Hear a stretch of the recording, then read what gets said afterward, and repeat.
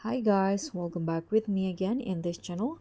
On today's tutorial, I'm going to show you how you can get the best quality in Dress to Impress.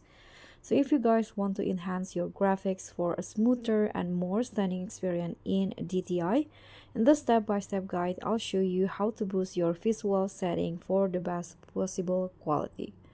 So as you guys can see here, I've already on the DTI lobby and this is my current graphics settings.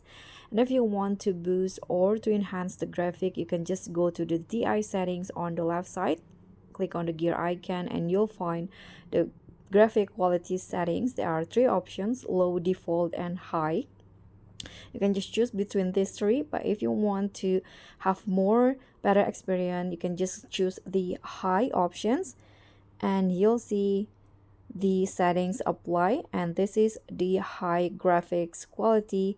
You can just choose based on your device, because the high quality means that your device will works a lot more.